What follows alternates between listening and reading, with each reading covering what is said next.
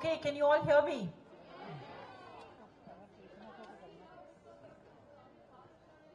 Oh, they can't see because of the Dainik Bhaskar. Who's here from Dainik Bhaskar? Your advertising is getting in the way of Mrs. Murthy. Okay, I will stand. Why don't you come? Can you come? If you come here? No. If you want, I will stand and we'll have a conversation.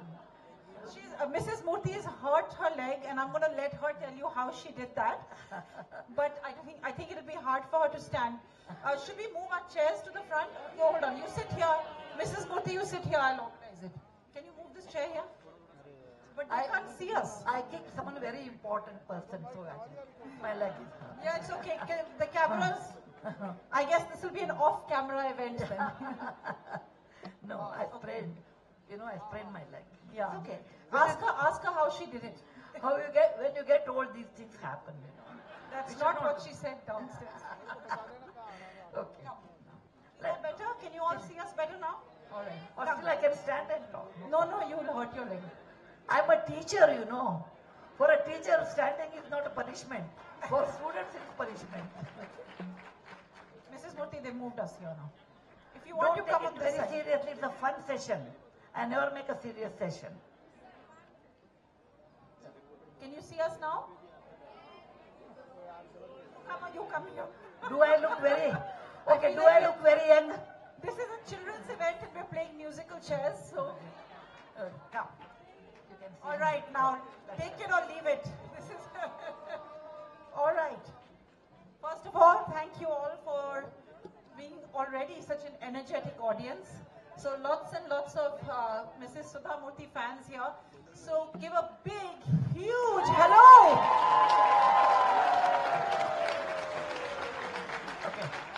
Okay, great. So you all know we are here to discuss the topic, which is the child within. Now I'm going to go straight in, talk to you, and then give the audience some time for questions. So my first question is, what inspired you to start writing for children? So was there a particular moment which sparked this journey? When did you suddenly start thinking, I want to write for young people? When I was 12 years old, I studied in a government school, very ordinary school. Ordinary student, ordinary school. Okay. My teacher went on a maternity leave for 4 months and there was no substitute teacher. So while going, she told me, Sudha, you are the class monitor. You look after the class, which was between 4 p.m. to 5 p.m. And at a young age of 12 years, you get a power. You feel you are, your highest person. At any age you feel, but at that age you feel more. And I was a short girl. And my classmates are taller than me. They said, what this shorty can do in the class? They used to trouble me a lot. Then I said, how to hold the attention of students, my colleagues or my classmates? I just tried a method. It was in the year 1962. Sausala Pehle kind. I said, let me convert one history class, one lesson into a story and tell them, let me see. It was Chitod Padmini. I remember that, Chitod Padmini. I converted her story, like Padmini came, that fellow saw her, she was hiding, all these are my own things, adding. And all the tall girls started listening to me. That day I realized, if you want to hold attention of anyone, particularly your husbands, okay? Make good stories without flaw so that you will win the war. So I realized the importance of storytelling. And when I became a grandmother, or when I became a teacher actually, the best way is I used to teach 1 hour class, but the best way is teach 45 minutes class, 15 minutes stories related to the subject. I'll make a story at that time. My students have done very well in real life, and I asked them, Beta, I taught you C++, Pascal, Java.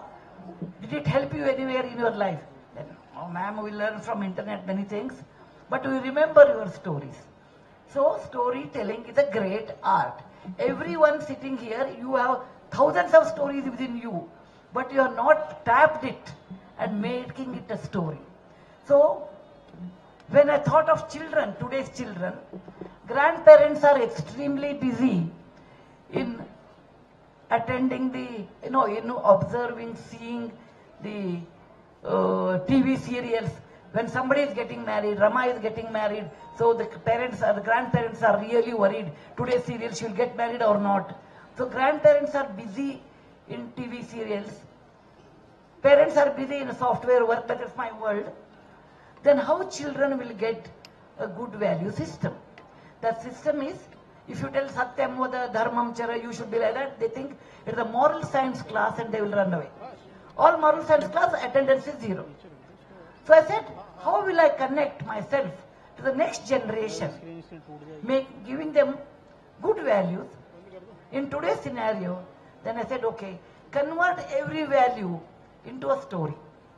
That's actually so amazing, because what you are saying is very true, because one of the things about children's writing is that you have to tell stories which have a moral, which have depth, but you can't preach to children. So what is the best way to tell a story to a child? How many of you have children here?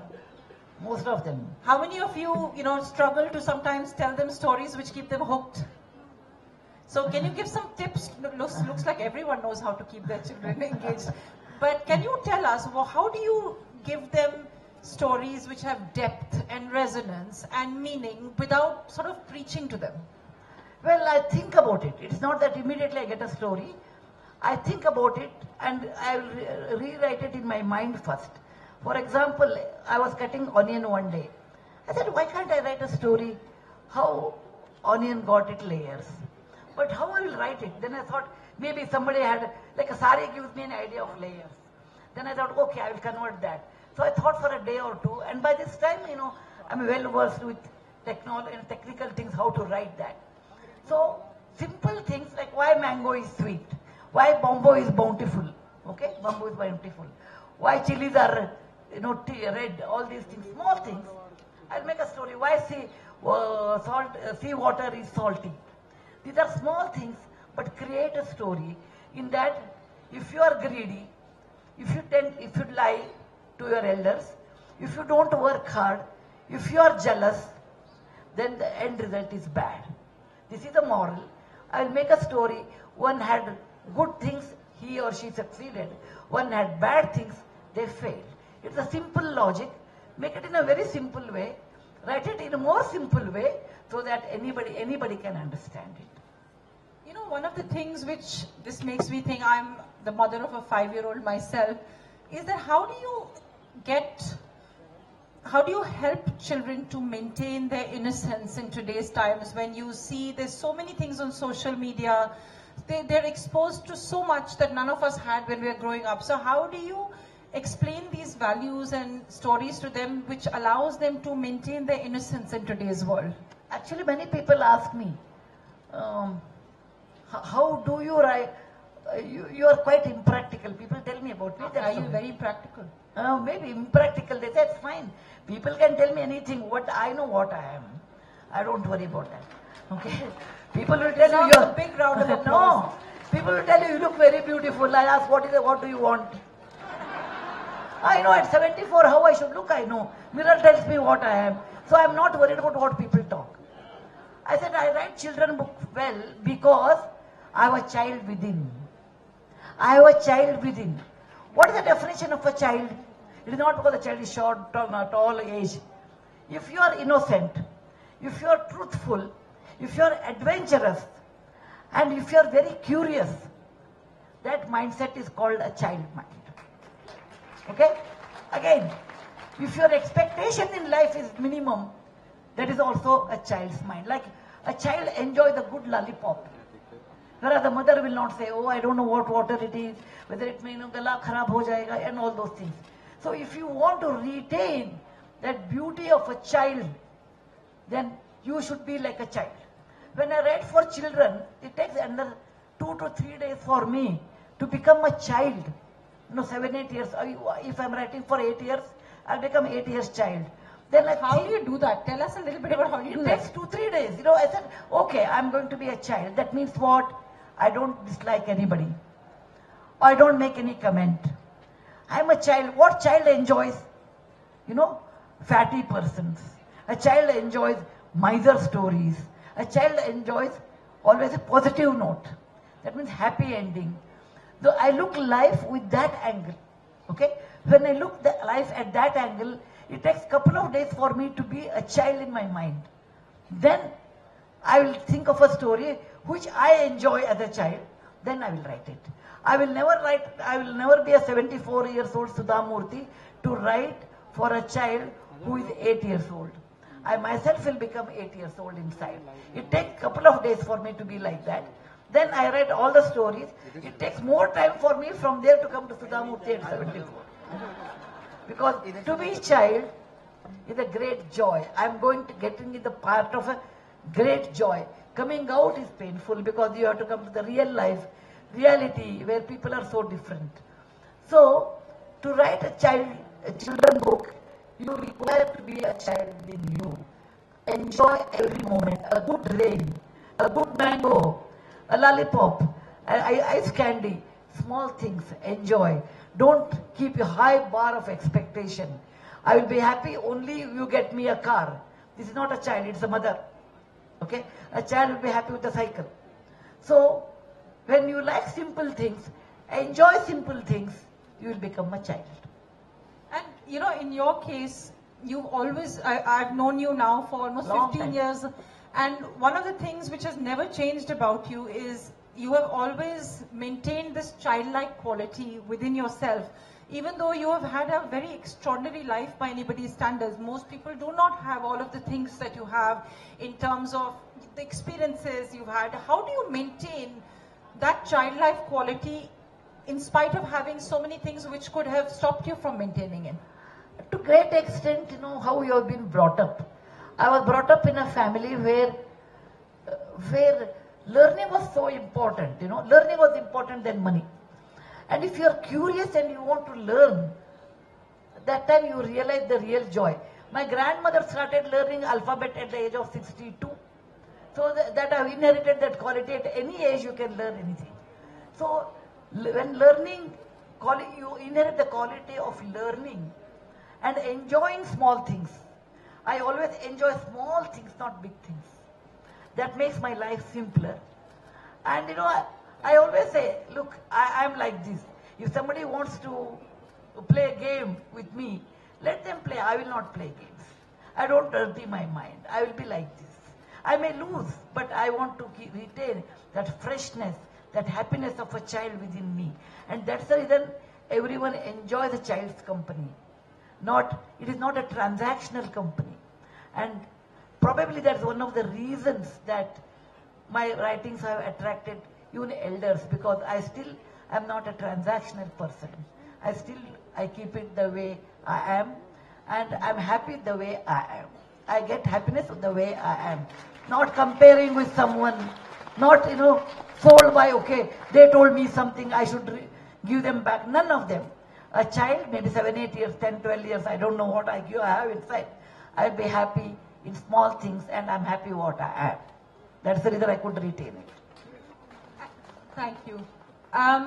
One of the things which I find in many countries is that children's literature is often quite particular to different countries, and it's a very important way to transmit your culture, your heritage, your very particular values as a society onto the next generation. So what do you think is the importance of preserving children's literature to teach our culture to the next generation? And also, how can we do that without, again, making it preachy? When I wrote 3 books, Grandma's Bags of Stories, Grandpa's Bags of Stories, Grandparents' Bags of Stories, there are 150 stories, I think it may be there, but I did lot of work, rework, research, etc. I found out India is one of the, actually only country I think, which has millions of stories. If you read stories from the Germany or Europe in general, they are very logical, because their whole culture is very logical. If you read stories from China, they are different kind, like how you convert with the magic. You read Arab countries, they have Wazir-e-Alam, then there will be Alauddin kind of stories, you know. But if you read in India, we have all sorts of stories. And every story is uniquely connected to certain things. You know, other day I was in Delhi, Purana Killa, there are a lot of artifacts of the Mohenjo-daro Harappa time. And one small vase they showed me. On that, there was no language because this is Indus Valley civilization. On that cup, there was a small cup, picture of a painting of a small cup, a jar. On that, a crow is sitting, and a crow in his beak has a stone. This story everyone knows. You take a stone, put it in a water jug, and the water comes and drinks. This story was told to us 7,000 years back. Can you imagine? 7,000 years back, and still we tell. It is not that, written there. You understand that. Every story is a part of our culture. I cannot write a cheating story because I really do not know how to cheat. I write always happy ending because I believe in positive thinking. And I always say life, you have to look ahead with a positive mindset. So my stories are always at the end funny, positive, and hope. Okay? So that depends upon the country and the culture. And when I cannot do that one, then suddenly I say it was a God's gift. Because in India, we always talk about it's a God's gift. Somewhere I'll bring that. Every country has their own culture and their own folk stories, and it indicates the way they think and they have been brought up. No, absolutely. Now I'm going to ask you a question, because your books, you've written so many children's books, and they're all like your children, and you're not supposed to play favorites with your children. But if you had to pick one or two of your own favorite stories, which are the ones which are closest to your heart and why? It's very hard, Meru, because each story is my child. And it's very hard for a mother to choose. However, the art of storytelling goes on changing. So, I realize children like miser stories. I also like miser stories. Tell us a good miser story. Oh, it's very difficult. Out of 150, I made only 5 more miser stories. I could not make more than 5. Whereas, comparison stories and all those things you can make. Coconut burfi is one of my favorite story. There was a miser and his wife, he told, let me have a coconut burfi. And he tells his wife. She says, okay, bring the ingredients. All my miser stories, wife is large-hearted, husband is a miser. I hope Mr. Murthy is not sitting somewhere listening. Actually, he says, he is large-hearted, I am miser. Okay. Anyway, husband says, okay, I will bring coconut. He goes to the shop and asks coconut how much it costs. They say it's 10 rupees or something. It is very expensive because he is miser, he has never bought anything. Then he says, where can you give it for 5 rupees? They say, okay, walk 2 more kilometers, get for 5 rupees. He goes there, it is 5 rupees. All of you know that. I love that story. After 2 kilometers, he says, you will get it for 2 rupees. He goes on walking up to the seashore, and then he can get a free coconut, but it is on the coconut tree. He says, okay, let me go and get it free. He climbs the tree, and coconut is not easy to pluck from its tree. It's quite hard actually. And to do that, actually, I tried one. I brought that and I tried to pluck it. It was very hard. I always try it before I write. So he tries, and there's a gush of wind, and he holds it, and he loses his balance. He starts hanging in the air. Now, if he falls, it will be more expensive. Then he meets a man who is on the mouth, who is on the elephant. He says, will you help me out? And you just hold my leg and I'll come down. He said, okay, give me 1,000 rupees. He said, my God, otherwise this fellow will die. He said, okay. That fellow holds his leg and the elephant moves. 2 people are hanging now. Then comes a horse, and the person sitting on the horse. They beg him, please hold our legs and we'll come down. He said, give me 10,000. He says, fine. There is no other way. He holds and the gush of wind comes. No, the horse runs away. All 3 are hanging, and they all fall of them. All 3 of them fall. They are all admitted to the hospital. He spends 1 lakh rupee for that. He said, I wish I would have bought 10 rupees coconut. This is one of them. There are many 5 stories I have created, and it's not easy to create because it should be fun, and it should have a lesson, and you also should enjoy it. I think that that's quite a strong moral in that story. But this brings me to something which I've always thought about, which is that, you know, there's a lot that adults can learn from children's stories. So children's stories are not just for children. There's what advice would you give to the adults in the audience? What can children's literature teach them? And can you recommend one or two stories which will be just as good for grown-ups, even if they're not your stories? Any stories which you think a